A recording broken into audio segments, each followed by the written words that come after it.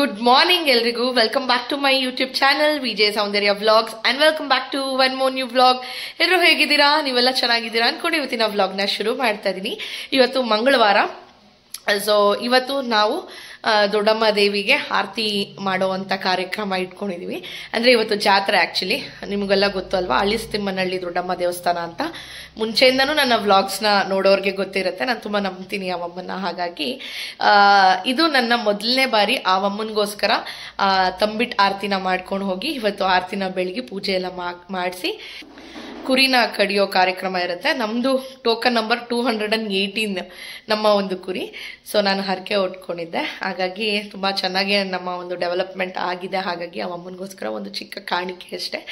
ಹಾಗಾಗಿ ಅದು ನಮ್ಮ ಚಿಕ್ಕಪ್ಪ ಹತ್ರ ಇದೆ. ನಮ್ಮ ಚಿಕ್ಕಪ್ಪನೇ ಕರ್ಕೊಂಡು ಬರ್ತಾರೆ. ಇವಾಗ ನಾನು ಪೂಜೆ ಎಲ್ಲ ಮಾಡಿಬಿಟ್ಟು ಒಂದು ಡಿ ಕ್ರಾಸ್ಗೆ ಹೋಗಬೇಕು. ಮೊನ್ನೆ ಡಿ ಕ್ರಾಸ್ಗೆ ಹೋಗಿದ್ನಲ್ಲ, ನಮ್ಮ ಮಮ್ಮಿ ಮನೇಲೆ ಯದುವೀರ್ನ ಬಿಟ್ಬಿಟ್ಟು ಬಂದಿದ್ದೀನಿ. ಸೊ ಇವಾಗ ಹೋಗಿ ಅಲ್ಲಿ ಆರತಿ ರೆಡಿ ಮಾಡಿಕೊಂಡು, ಅಂದರೆ ಡೆಕೋರೇಷನ್ ಮಾತ್ರ ಮಾಡಬೇಕು. ತಂಬಿಟ್ಟೆಲ್ಲ ನಮ್ಮ ಮನೇಲೆ ಮಾಡ್ಕೊಂಡಿದ್ದೀನಿ. ಇದನ್ನ ತಗೊಂಡೋಗಿ ಆರತಿ ರೆಡಿ ಮಾಡಿಕೊಂಡು ಅಲ್ಲಿಟ್ಕೊಂಡು ದೇವ್ರಿಗೆ ಬೆಳಗೋ ಅಂಥದ್ದು. ಮೊನ್ನೆ ಹೋದಾಗೆ ಸೀರೆ ಕೊಟ್ಬಿಟ್ಟು ಬಂದೆ. ತುಂಬ ಖುಷಿ ಆಯಿತು. ಆ ಅಮ್ಮನ ಬರ್ತಡೇ ದಿವಸ ನಾನು ಅನ್ಎಕ್ಸ್ಪೆಕ್ಟೆಡ್ ಆಗಿ ಸುಮ್ಮನೆ ಕಾರಲ್ಲಿ ಇರಲಿ ಅಂತ ಇಟ್ಟಿದ್ದು.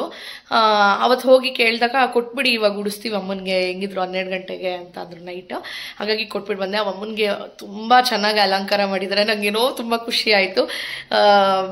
ಅದು ಹೇಳೋಕ್ಕಾಗಲ್ಲ, ಬಿಕಾಸ್ ನಾವು ಕೊಟ್ಟಿರೋವಂಥ ಸೀರೆ ಆ ಅಮ್ಮನ ಬರ್ತಡೇ ದಿವಸ ಮೈ ಮೇಲೆ ಹೋಗಬೇಕು ಅಂತ ಆ ಅಮ್ಮನಿಗೆ ಇಷ್ಟ. ಆಸೆ ಇದ್ರೆ ತರಿಸ್ಕೊಳ್ಳಲ್ಲ ಹೇಳಿ ನೀವು.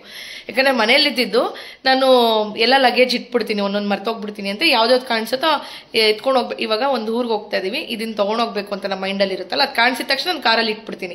ನೆಕ್ಸ್ಟ್ ದಿವಸ ಎತ್ಕೊಂಡು ಹೋಗೋಕ್ಕೆ ಮರ್ತೋಗ್ಬಾರ್ದು ಅಂದ್ಬಿಟ್ಟು ಹಾಗಾಗಿ ಇಟ್ಟಿದ್ದೆ. ಅವಮ್ಮ ಹಂಗೆ ಅದನ್ನ ಸ್ವೀಕಾರ ಮಾಡಿದ್ದು. ತುಂಬ ಖುಷಿ ಆಯಿತು. ಅವಮ್ಮ ಎಲ್ರಿಗೂ ಒಳ್ಳೇದು ಮಾಡಲಿ. ಆ್ಯಂಡ್ ಬನ್ನಿ ನೋಡಿ, ದೇವ್ರ ಮನೆ ಎಲ್ಲ ರೆಡಿ ಮಾಡಿದ್ದೀನಿ. ಸಿಂಪಲಾಗಿ ಹೂವು ಇಟ್ಬಿಟ್ಟು ಇಲ್ಲಿ ನಮ್ಮ ಮನೆ ದೇವ್ರಿಗೋಸ್ಕರ ದೀಪ ಮಾಡಿದ್ದೀನಿ. ಫಸ್ಟ್ ಟೈಮ್ ನಾನು ತಂಬಿಟ್ಟು ಮಾಡಿದ್ದು ಯೂಟ್ಯೂಬಲ್ಲಿ ನೋಡ್ಕೊಂಡು ಮಾಡಿದ್ದು. ಯಾಕಂದರೆ ನಮ್ಮ ಅತ್ತೆನೂ ಆಫೀಸ್ಗೆ ಹೋಗ್ಬಿಟ್ರು, ಹೇಳ್ಬಿಟ್ಟು ಹೋಗಿದ್ರು ಹೇಗೆ ಮಾಡಬೇಕು ಅಂತ. ನಾನೇ ತುಂಬಾ ಭಕ್ತಿಯಿಂದ ಶ್ರದ್ಧೆಯಿಂದ ಮಾಡಿದ್ದೀನಿ. ಮನೆ ಹೇಗಿದ್ರೂ ಸ್ವೀಕಾರ ಮಾಡಮ್ಮ ಅಂತ ಹೇಳಿ ನಮ್ಮ ಮನೆ ದೇವ್ರಿಗೋಸ್ಕರ ಫಸ್ಟ್ 2 ತಂಬಿಟ್ಟನ್ನ ಮಾಡಿ ಈ ಥರ ಆರತಿ ಮಾಡಿದ್ದೀನಿ ಸಿಂಪಲ್ಲಾಗೆ. ಇವರೇ ನಮ್ಮ ಮನೆ ದೇವರು, ಚೌಡೇಶ್ವರಿ ಅಂತ, ಊಟ್ಕೂರು ಚೌಡೇಶ್ವರಿ ಅಂತ. ಮೊದಲನೇ ಬಾರಿ ನಮ್ಮ ಒಂದು ಮನೆ ದೇವ್ರಿಗೆ ನಾನು ತಂಬಿಟ್ಟು ಮಾಡಿರೋದು. ತುಂಬ ಖುಷಿ ಆಗ್ತಾ ಇದೆ. ಜೊತೆಗೆ ದೊಡ್ಡಮ್ಮನಿಗೋಸ್ಕರ ತಂಬಿಟ್ಟು ಮಾಡಿ ಬಾಕ್ಸಲ್ಲಿ ರೆಡಿ ಮಾಡಿ ಇಟ್ಟಿದ್ದೀನಿ. ಹೋಗೋವಾಗ ತೊಗೊಂಡೋಗ್ಬೇಕು. ಇದೆಲ್ಲ ನಮ್ಮ ಮಮ್ಮಿ ಮನೆಯಿಂದ ತಂದಿದ್ದು ಸಾಂಬಾರು ಬಾಕ್ಸಸ್. ಸೊ ಅದನ್ನು ತೊಗೊಂಡೋಗೋಣ ಅಂತ ಹಂಗೆ ಎತ್ತಿಟ್ಟಿದ್ದೀನಿ. ಫುಲ್ಲು ಮೆಸ್ಸಿ ಆಗಿದೆ ಇಲ್ಲೆಲ್ಲ. ನಾಳೆ ಬಂದು ಕ್ಲೀನ್ ಮಾಡಬೇಕು. ಆ್ಯಂಡ್ ಈಗ ಟೈಮ್ ಬಂದು 11 o'clock ಆಗ್ತಾಯಿದೆ. ಇವಾಗ ಬೇಗ ಹೋಗಿ ನಾನು ಡ್ರೆಸ್ ಚೇಂಜ್ ಮಾಡ್ಕೊಂಡು ಬಂದು ದೀಪ ಅಂಟಿಸಿ ಬೆಳಗ್ಗೆ ನಾನು ಇವಾಗ ಊರಿಗೆ ಹೋಗಬೇಕು.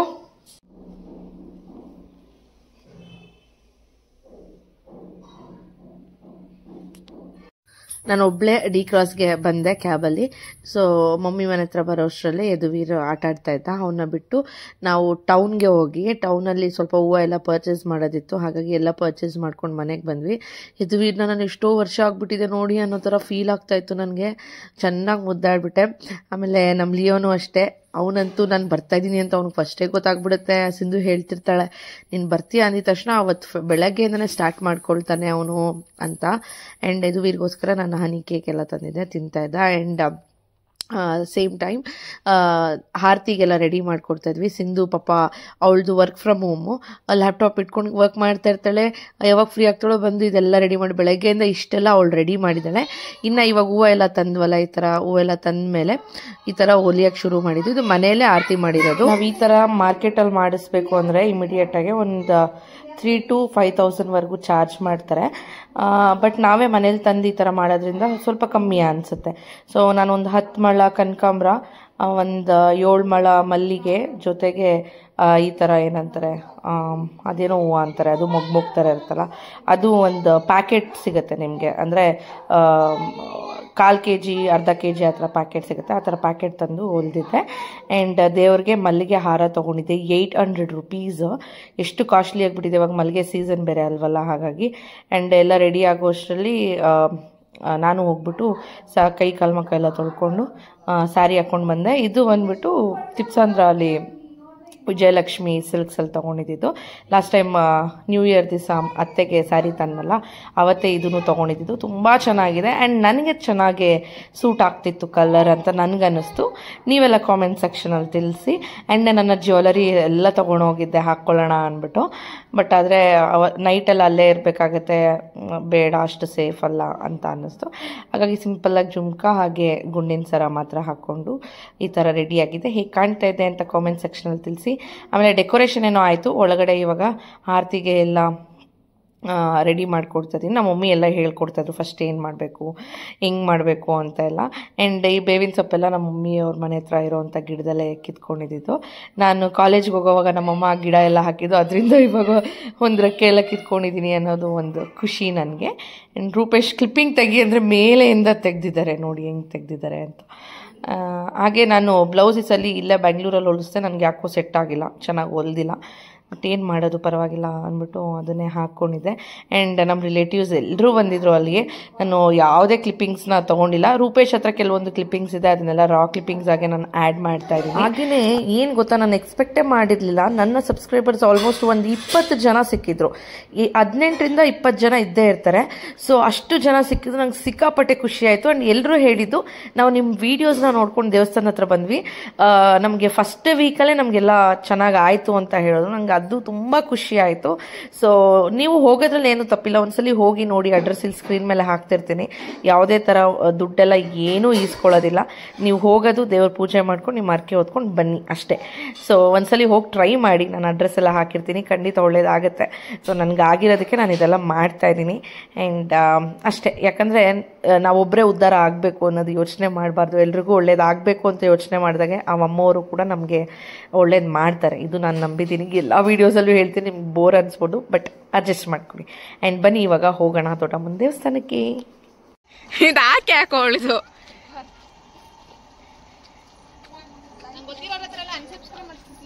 ಓಯ್, ನಿನ್ನಿಂದನೇ ಐತೆ ಅವಳ್ದು ತಟಿಕೆ. ಬೇಗ ನಾ ಫ್ರೆಂಡ್ಸ್ ಯಾರ್ಯಾರು ಇದ್ದೀರಾ ಅವಳನ್ನ ಅನ್ಸಬ್ಸ್ಕ್ರೈಬ್ ಮಾಡ್ಬಿಡಿ ಅಷ್ಟೇ. ವರ್ಕರ್ బాగుందా మామ? బాగుంది పదమ్మా, చిటాలు అడుగుతావు.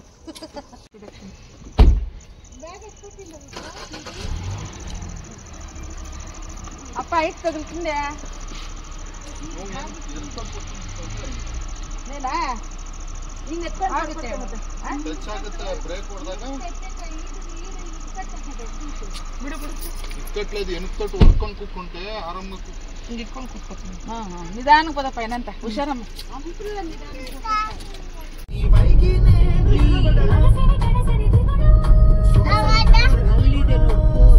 ಆ್ಯಕ್ಚುಲಿ ನಮ್ಮ ಚಿಕ್ಕಮ್ಮ ಅವ್ರು ಕೂಡ ಜಾಯ್ನ್ ಆಗಬೇಕಾಗಿತ್ತು, ಬಟ್ ನಮ್ಮ ಚಿಕ್ಕಮ್ಮ ಪೀರಿಯಡ್ಸ್ ಅಂತೆ, ಹಾಗಾಗಿ ಬರಲಿಲ್ಲ. ಆಮೇಲೆ ನಮಗೆ ಯಾರ್ಯಾರು ನೆಂಟರೆಲ್ಲ ಇದ್ರಲ್ಲ ಅವ್ರನ್ನೆಲ್ಲ ಕೂಡ ಇನ್ವೈಟ್ ಮಾಡಿದ್ವಿ. ಮೋಸ್ಟ್ ಪ್ರಾಬಬ್ಲಿ ಈ ಸಂಜೆ ಆ ಕಡೆ ಎಲ್ಲ ತುಂಬ ಚಳಿ ಇರುತ್ತೆ, ಬರೋದು ಕಮ್ಮಿ. ನೆಕ್ಸ್ಟ್ ಡೇ ನಾನ್ ವೆಜ್ ಊಟ ಇರುತ್ತಲ್ವ, ಅವಾಗ ಬರ್ತಾರೆ ಅಂತ ಅಂದ್ಕೊಂಡು ನಾವು ಕೂಡ ಹೋದ್ವಿ. ನೋಡಿ, ಊರೆಲ್ಲ ಎಂಟ್ರೆನ್ಸಲ್ಲೇ ಈ ಥರ ಎಲ್ಲ ಡೆಕೋರೇಷನ್ ಮಾಡಿದರು. ಲಾಸ್ಟ್ ಟೈಮ್ ತೋರಿಸಿದ್ದೀನಿ, ಲಾಸ್ಟ್ ವೀಡಿಯೋಲ್ಲಿ ಕೂಡ ಹೋದಾಗ. ತುಂಬ ಚೆನ್ನಾಗಿದೆ. ನೀವು ಏನೇನೋ ಮಾಡ್ತೀರ ಲೈಫಲ್ಲಿ, ಒಂದ್ಸಲಿ ನೀವು ಅಮ್ಮನ ದೇವಸ್ಥಾನಕ್ಕೆ ಬಂದು ಒಂದು ಸ್ವಲ್ಪ ಪವರ್ ನೋಡಿ. ಯಾಕಂತಂದರೆ ಅಷ್ಟು ಪವರ್ ಇದೆ, ಅಷ್ಟು ಪಾಸಿಟಿವ್ ಎನರ್ಜಿ. ಹಂಗನ್ಬಿಟ್ಟು ಎಲ್ಲನೂ ಪವಾಡನೇ ಆಗುತ್ತೆ ಅಂದರೆ 100% ಇಲ್ಲ. ನಿಮ್ಮ ಒಂದು 100% ಎಫರ್ಟ್ಸ್ನ ನೀವು ಹಾಕಬೇಕು. ಆ ದೇವರು ನಿಮ್ಮ ಜೊತೆ ಇದ್ದು ಎಲ್ಲ ಒಳ್ಳೇದಾಗೋ ಥರ ನಡೆಸ್ತಾರೆ ಅಷ್ಟೇ. ನಾನು ಇದನ್ನು ನಂಬಿದ್ದೀನಿ. ನಮ್ಮ ಕಷ್ಟ ಕೂಡ ಇರಬೇಕು, ಜೊತೆಗೆ ಅಮ್ಮನ ಆಶೀರ್ವಾದ ಇರಬೇಕು. ಆವಾಗ ನಾವು ಮಾಡ್ತಾ ಇರೋವಂಥ ಕೆಲಸಕ್ಕೆ 100% ಪ್ರತಿಫಲ ಅನ್ನೋದು ಸಿಗುತ್ತೆ. ಆ್ಯಂಡ್ ನಾವು ಹೋಗೋಷ್ಟರಲ್ಲಿ ಎಲ್ಲ ಕುರಿಗಳನ್ನೆಲ್ಲ ಇಟ್ಕೊಂಡು ಎಲ್ಲ ರೆಡಿ ಮಾಡಿ ಟೈಮ್ಗೆ ಹೋಗಿ ಎಲ್ಲ ರೀಚ್ ಆದ್ವಿ. ಆಗ್ತಾನೆ ಎಲ್ಲ ಅವ್ರ ಆರತಿಗಳನ್ನ ತೊಗೊಂಬಂದು ಸ್ಟೇಜ್ ಹತ್ರ ಕೂತಿದ್ರು. ಅಲ್ಲಿ ಕೆಲವೊಂದು ನೃತ್ಯ ಕಾರ್ಯಕ್ರಮಗಳೆಲ್ಲ ಇತ್ತು. ಅದೆಲ್ಲ ಆದಮೇಲೆ ಬೆಳಗುವಂಥ ಕಾರ್ಯಕ್ರಮ. ಸೊ ನೋಡ್ಬೋದು, ಇಲ್ಲಿ ನಾನು ಹೋಗ್ತಾ ಇದ್ದೀನಿ ನೋಡಿ. ನಾನು ರೂಪೇಶ್ ಕೇಳಿದೆ, ಕೆಲವೊಂದು ಕ್ಲಿಪ್ಪಿಂಗ್ಸ್ನ ಫುಲ್ಲು ತೊಗೊಂಬೇಡ, ಚಿಕ್ಕ ಚಿಕ್ಕ ಕ್ಲಿಪ್ಪಿಂಗ್ಸ್ ಮಾತ್ರ ತಗೋ ಅಂತ ಹೇಳಿದೆ. ಅದರಲ್ಲೂ ಅವ್ರು ಝೂಮ್ ಬೇರೆ ಮಾಡಿ ತೆಗೆದಿದ್ದಾರೆ, ನೋಡಿ ನೀವು ಕೂಡ. ಆ್ಯಂಡ್ ನನ್ನ ಮಗ, ಅಪ್ಪ ಸ್ವಾಮಿ, ಅವನಿಗೆ ಮ್ಯೂಸಿಕ್ ಅಂದರೆ ಎಷ್ಟು ಪ್ರಾಣ ಗೊತ್ತಾ, ಕುಣಿತಾನೆ ಹೇಳೋದೇ ಬೇಡ. ನನಗಂತೂ ಯಪ್ಪ ಏನು ಇವ್ನು ಹಿಂಗೆ ಮಾಡ್ತಾ ಇದ್ದಾನೆ, ನನಗೆಲ್ಲರೂ ಅವನ್ನೇ ನೋಡ್ತಾ ಇದ್ದಾರೆ, ಆಮೇಲೆ ಅವನ್ನೇ ಮುದ್ದಾಡ್ತಾ ಇದ್ದಾರೆ. ಇದೆಲ್ಲ ಆಗೋದ್ಮೇಲೆ ಅಂತೂ ಅವ್ನು ಎತ್ಕೊಂಡು ಎಷ್ಟು ಜನ ಮುದ್ದಾಡಿದ್ರು. ಅದೊಂಥರ ಖುಷಿ ಅನಿಸುತ್ತೆ, ಮತ್ತು ಒಂಥರ ಮುಜುಗರ ಕೂಡ ಅನಿಸುತ್ತೆ. ಸ್ಟೇಜ್ ಹತ್ರಕ್ಕೆ ಹೋಗ್ಬಿಟ್ಟಿದ್ದಾನೆ. ಅವ್ರು ಹಾಕಿರೋ ವೇಷಗಳೆಲ್ಲ ನೋಡಿದ್ರೆ ಚಿಕ್ಕ ಮಕ್ಕಳೆಲ್ಲ ಭಯ ಪಡೋದು, ಆ ಥರ ಎಲ್ಲ ಮಾಡ್ತಾರೆ. ಬಟ್ ಇವ್ನಿಗೆ ಭಯ ಅನ್ನೋದೇ ಇಲ್ಲ, ಮ್ಯೂಸಿಕ್ ಬಂತು ಅಂದರೆ ಕುಣಿಯೋದೇ ಇವನ ಕೆಲಸ. ನೋಡಿ ರಾ ಕ್ಲಿಪ್ಪಿಂಗ್ ಹಾಕ್ತೀನಿ ಅಲ್ವಾ. ಎಲ್ಲೋ ಅಂತ ತಾಯಿ ದಾರಿ ಕೊಟ್ರೆ ಒಳ್ಳೆ ಜಾಮ್ ಜುಮ್ ಅಂತ ಮಾಡೋಣ ಅಂತಿದ್ದೀನಿ.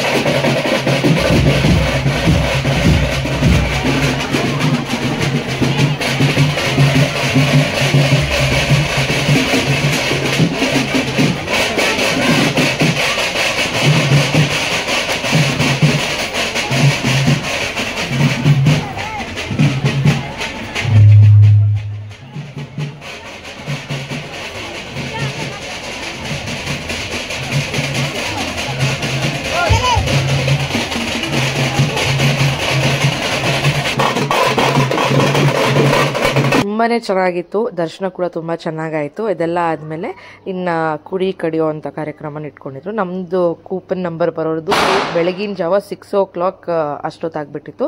ಬಟ್ 2 o'clock ಚಳಿ ಶುರುವಾಯಿತು. ನನಗಂತೂ ಇರೋಕ್ಕಾಗ್ತಿರ್ಲಿಲ್ಲ. ಡೆಲಿವರಿ ಆದಮೇಲೆ ಅಂತೂ ನಾನು ಚಳಿ ತಡೆಯೋಕ್ಕೆ ಆಗೋದಿಲ್ಲ. ಅದು ಯಾಕೆ ಗೊತ್ತಿಲ್ಲ ನನಗೆ. ಅದಾದಮೇಲೆ ಸ್ವೆಟರ್ ಹಾಕ್ಕೊಂಡಿದ್ದೆ, ಸ್ಯಾರಿ ಮೇಲೆ ಸ್ವೆಟರ್ ಹಾಕ್ಕೊಂಡಿದ್ದೆ, ಆದ್ರೂ ಆಗ್ತಿರ್ಲಿಲ್ಲ. ಅದಾದಮೇಲೆ ರೂಪೇಶ್ ಅವರ ಪಾಪ ಹುಡ್ಡಿನ ತೆಕ್ಕೊಟ್ರು, ಆದರೂ ನನಗೆ ಚಳಿ ತಡೆಯೋಕ್ಕಾಗ್ತಿರ್ಲಿಲ್ಲ. ಯದುವೀರು, ಮಮ್ಮಿ, ಡ್ಯಾಡಿ, ಸಿಂಧು ಎಲ್ಲರೂ ನಮ್ಮ ಅತ್ತೆ ಎಲ್ಲರೂ ಮನೆಗೆ ಹೋದರು. ಬೆಳಗ್ಗೆ ಬರ್ತೀವಿ ಅಂತ ನಾವು ಹೋದೆ ಕುರಿ ಕಡಿಯೋಕ್ಕೆ ವೆಯ್ಟ್ ಮಾಡ್ತಾಯಿದ್ವಿ. ಇದೆಲ್ಲ ಆದಮೇಲೆ ನಾವು ನೆಕ್ಸ್ಟ್ ಮನೆಗೆ ಕೂಡ ಹೋಗಬೇಕು.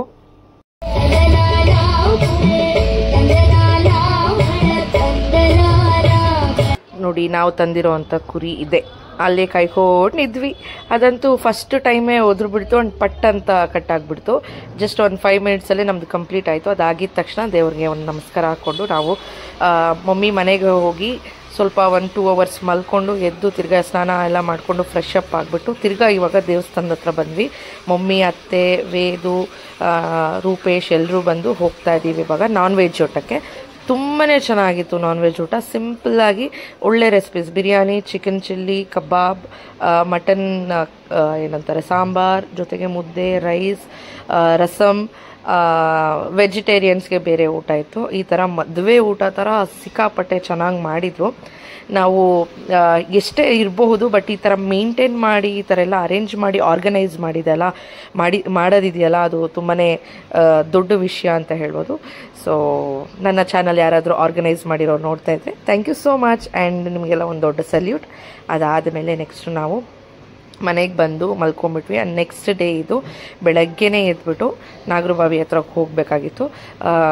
ಮಾನಸ ಅವ್ರದ್ದು ಫ್ರ್ಯಾಂಚೈಸಿ ಸ್ವಲ್ಪ ಕೆಲಸ ಇತ್ತು. ಹೋಗೋಕ್ಕೂ ಮುಂಚೆನೇ ಬ್ರೇಕ್ಫಾಸ್ಟ್ ತಿನ್ನೋಣ ಅಂದ್ಬಿಟ್ಟು ಇಲ್ಲಿ ನಾಗರಬಾವಿಯಲ್ಲಿ ನಿಲ್ಲಿಸಿದ್ವಿ. Good morning Rupesh. ಪಾಪ ಸಂಡೇನೂ ಫ್ರೀ ಇಲ್ಲ, ಬೆಳಗ್ಗೆನೇ ಎಬ್ಬರಿಸ್ಕೊಂಡು ಕರ್ಕೊಂಡು ಬಂದು. ಲೊಕೇಶನ್ ಓಕೆ ಆಯಿತಾ? Location super location. ಸೊ ಅಲ್ಲಿ ಫೈನಲ್ ಮಾಡಿ ಈಗ ನಾವು ನಾಗರಬಾವಿ ಹತ್ರ ರೋಡಿಗೆ ಬಂದ್ವಿ. ಇಲ್ಲಿ ಒಂದು ಹೋಟೆಲ್ ಕಾಣಿಸ್ತು, ನಾನ್ ವೆಜ್ ಹೋಟೆಲ್. ಸೊ ಹಾಗಾಗಿ ಬೆಳಗ್ಗೆ ಟಿಫನ್ ನಾನ್ ವೆಜ್ ಮಾಡ್ಕೊಂಡ್ಬಿಡೋಣ ಅಂತ ಅಂದ್ಬಿಟ್ಟು ಸಮೃದ್ಧಿ ಕಿಚನ್ ಅಂತ ಹೈಜಿನ್ ಆಗಿದೆ, ಕ್ಲೀನಾಗಿ ಇಟ್ಕೊಂಡಿದ್ದಾರೆ. ಸೊ ಹಾಗಾಗಿ ಇಲ್ಲೇ ನಿಲ್ಲಿಸಿದ್ವಿ. ಇವಾಗ ಏನೇನು ಆರ್ಡ್ರ್ ಮಾಡಿದ್ದೀವಿ, ಬಿರಿಯಾನಿ, ಮಲ್ಲಿಗೆ ಇಡ್ಲಿ ಆರ್ಡ್ರ್ ಮಾಡಿದ್ದೀವಿ, ಚಿಕನ್ ಮಸಾಲ. ಬಂದಮೇಲೆ ಟೇಸ್ಟ್ ಮಾಡಿ ತಿಂದ್ಬಿಟ್ಟು ಇವಾಗ ನಾಗರಬಾವಿ ಫ್ರಾಂಚೈಸಿ ಹತ್ರ ಹೋಗಿ ಅಲ್ಲಿ ಸ್ವಲ್ಪ ಕೆಲಸ ಇದೆ ಮುಗಿಸ್ಕೊಂಡು ನಾನು ನನ್ನ ಕೆಲಸಕ್ಕೆ ಹೋಗ್ತೀನಿ. ರೂಪೇಶ್ ಮನೆಗೆ ಹೋಗ್ತೀನಿ. ಯದುವೀರ್ನ ಇವತ್ತು ರೂಪೇಶೇ ನೋಡ್ಕೊಳ್ಳೋದು. ಓಕೆ ಅಷ್ಟೇ ಫ್ರೆಂಡ್ಸ್. ಆಮೇಲೆ ನಾನು ಬ್ಲಾಗ್ನ ಕಂಟಿನ್ಯೂ ಮಾಡ್ತೀನಿ.